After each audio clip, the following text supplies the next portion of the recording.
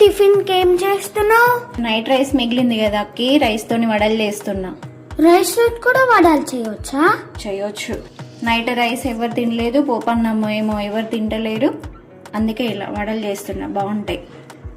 ఏంటి అన్నంతో వడలు అనుకుంటున్నారా? అవునండి, అన్నంతో వడలు. ఈ మధ్య రోజు రైస్ మిగులుతుంది. నైట్కు మిగిలింది ఆఫ్టర్నూన్ తినడము, ఆఫ్టర్నూన్కి మిగిలింది నైట్ తినడము, ఇదే సరిపోతుంది. లేకుంటే పోపన్నం చేయడము. రోజు ఎంత తింటామో, నేను తినంగా మిగిలింది కుక్కలిగా పెట్టేస్తాను.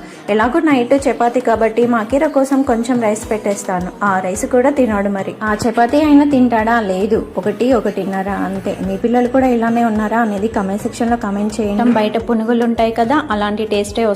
ఇంకా చెప్పాలంటే అంతకన్నా బాగున్నాయి.